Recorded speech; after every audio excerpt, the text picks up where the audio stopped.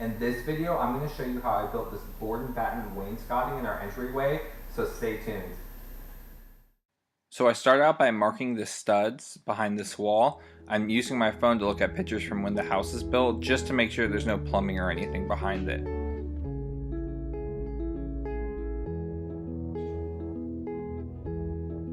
Then I'm going to go ahead and take off all the electrical outlet covers for the switches and outlets.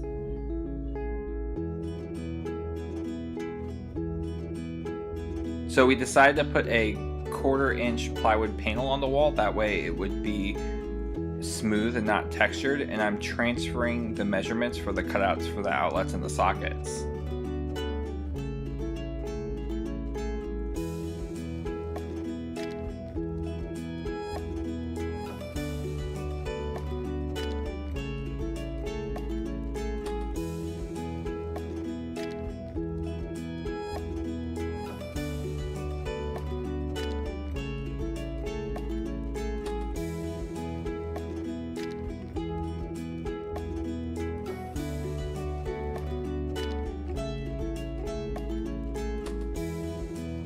Now I'm using construction adhesive and attaching the plywood sheets to the wall.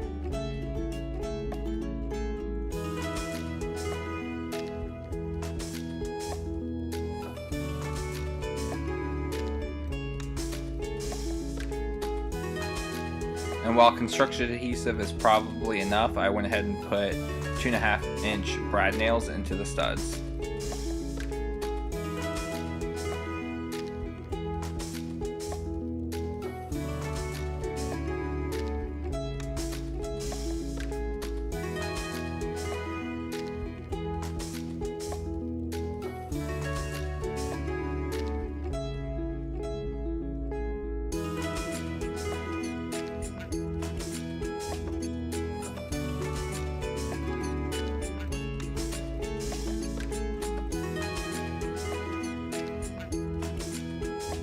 I just decided to throw my plywood up panels on the wall and figure out the spacing later.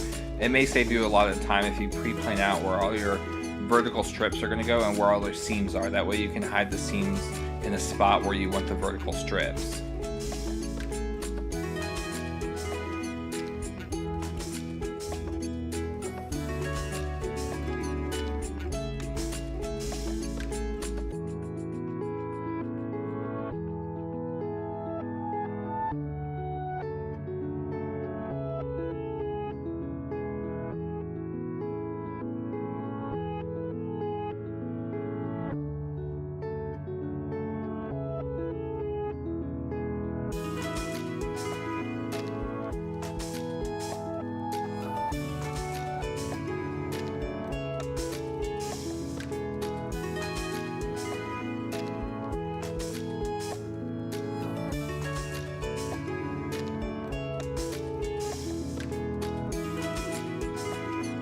So now on to cutting the border and the trim for the board and batten.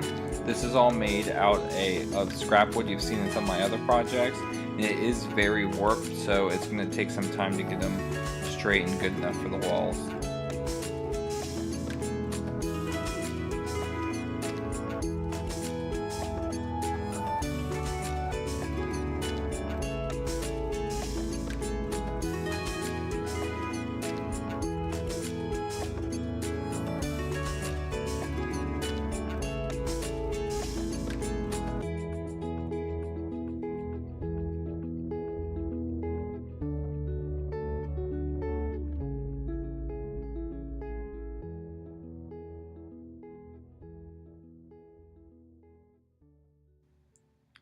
And the top rail is going to be a 1x3, and I'm attaching with construction adhesive and nails.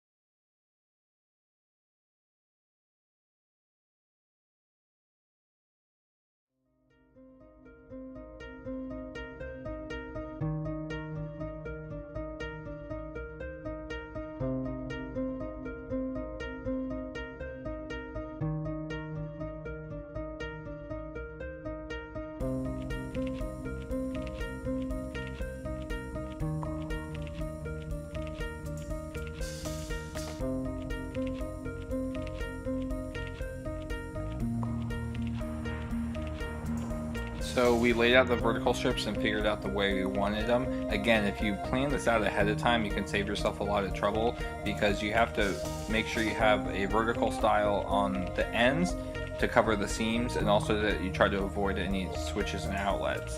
But we ended up finding a spacing that we liked, and I'm attaching these, which is construction adhesive and more nails.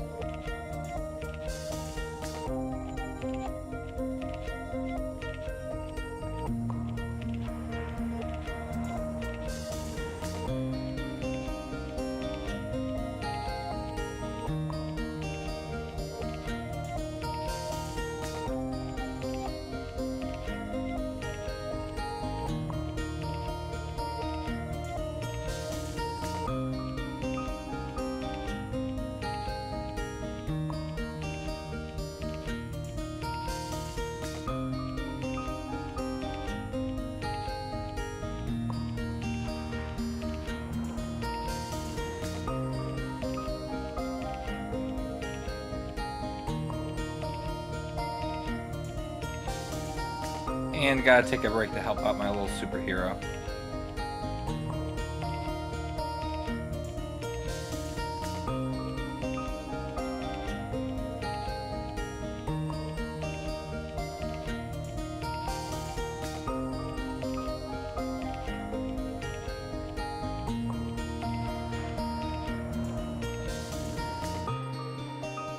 And the last thing I'm gonna do is attach a 1x2 to the top to give it a ledge and a nicer profile.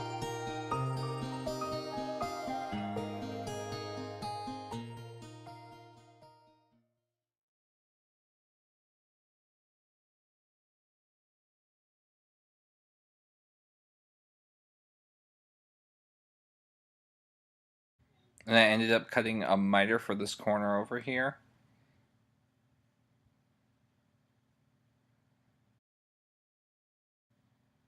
And now it's time to fill lots and lots of holes. I'm just using regular joint compound and putting it on and wiping it off with a damp towel.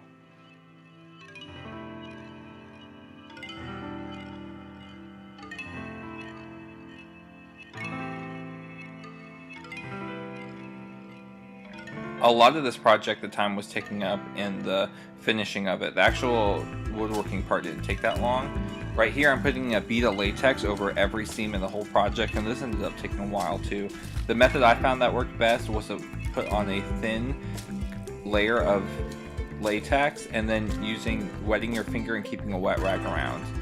I ended up only sanding 2 or 3 coats of sanding, but you may want to spend more time sanding, as it is a very important part of the process. Now, most people will tell you, and I would also advise, that you paint as much as the boards as you can before assembly and before you put it on the walls. But when you ever do these projects, you just want to get started and get it done, so you don't listen to that, although it would make a lot of sense. Also, if you had a sprayer and I was able to spray inside the house, that would be really nice, but I just decided to do it by hand. I didn't actually think it would take so many coats. I thought it would just take 2 or 3, but we ended up doing almost 5 to 6 coats on it before we were happy with it.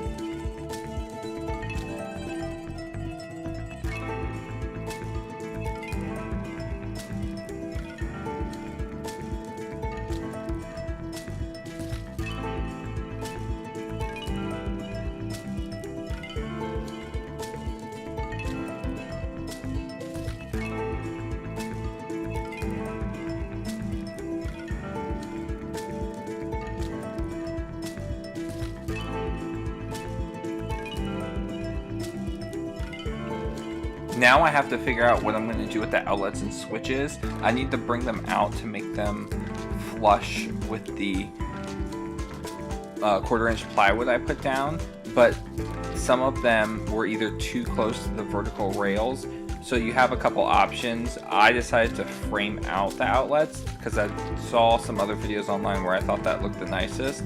There's lots of other options you could do, and I'm not going to get into all of them. This 3 switch I ended up framing out because the plywood behind it got kind of messed up and I cut the hole too big, so I just decided to frame that one out anyways too.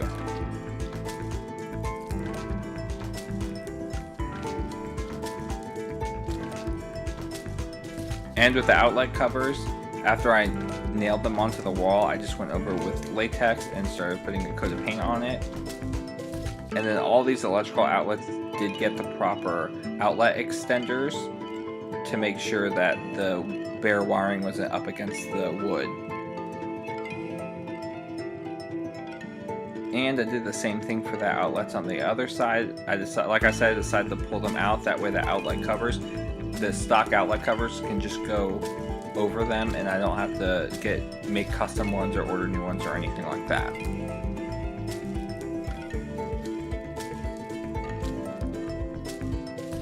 And after a couple more coats of paint and some finishing touches, this is the final product.